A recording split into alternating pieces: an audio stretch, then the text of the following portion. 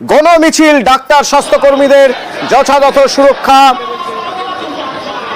সন্দীপ ঘোষের সাসপেনশন দাবি উঠছে এখান থেকে, দোষীদের অবিলম্বে শাস্তির দাবিতে মিছিল, গণমিছিল। এখান থেকে রয়েছেন আমার প্রতিনিধি বিশ্বজিৎ কালা রয়েছেন এই মিছিলে।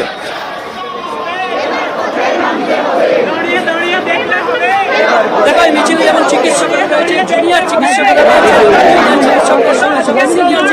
রয়েছেন, পাশাপাশি চিকিৎসা কর্মী যারা তারা রয়েছেন, বিভিন্ন চিকিৎসা সংক্রান্ত বিভিন্ন যারা গোষ্ঠী তাদের রয়েছেন, নার্সিং স্টাফ রয়েছেন, ফার্মাসিস্টরা রয়েছেন, অর্থাৎ সব মিলিয়ে চিকিৎসক ফ্যাটার্নিটির সকলে রয়েছেন। তেমনি সেলিব্রিটি অনেকেই যোগদান দিয়েছেন।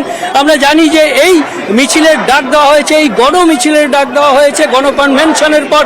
গণমিছিল শ্যামবাজার থেকে একেবারে ধর্মতলার ওয়াই চ্যানেল পর্যন্ত, এই যে ধর্মতলার ওয়াই চ্যানেল পর্যন্ত এই মিছিল যাবে এবং এই মিছিলে যারা থাকবেন সমাজের সর্বস্তরের মানুষকে আহ্বান করা হয়েছে এই গণমিছিলে পা মেলাতে। এবং এই যে দাবি, একটাই দাবি যে জাস্টিস ফর আরজি কর, জাস্টিস ফর অভয়া, এই দাবি নিয়ে তারা আন্দোলন করছেন। 19 দিন পার হয়ে আজ এই আন্দোলন চলেছে এবং একই সঙ্গে এই আন্দোলনের এই মুহূর্তে যে মিছিল শ্যামবাজারে শুরু হয়েছিল সেই মিছিল এই মুহূর্তে গ্রিস পার্কে রয়েছে। এবং এই গ্রিস পার্কের যে মোড়, সেই গ্রিস পার্কের মোড় পার হয়ে ইতিমধ্যেই সেন্ট্রাল এভিনিউ দিয়ে এই মিছিল যাবে, ধর্মতলার দিকে যাবে। জুনিয়র চিকিৎসক রয়েছেন, তারা যেমন বক্তব্য রাখবেন, ঠিক তেমনি এই মিছিলে যারা সামিল হয়েছেন সেই সেলিব্রিটি তারাও তাদের বক্তব্য রাখবেন। ইতিমধ্যেই এই মিছিল এই মিছিলের থেকে আওয়াজ যেটা উঠছে যে সিবিআই এখন কোথায় বিশ্বজিৎ পার হয়ে গেল, সিবিআই তদন্তভার হাতে নিয়ে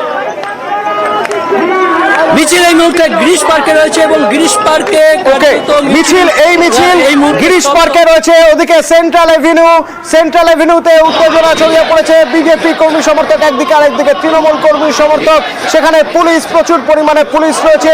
এদিকে শ্যামবাজার থেকে ধর্মতলা পর্যন্ত যে মিছিল, সেই গণমিছিল পৌঁছেছে গ্রিস পার্কের ছবিতে আমাদের নজর থাকবে, মিছিলের ছবিতে নজর থাকবে, আর সেন্ট্রাল এভিনিউতে কি হচ্ছে সেদিকেও নজর থাকবে। এরই মাঝে একবার রায়গঞ্জের একটা ছবি দেখাই আপনাদের।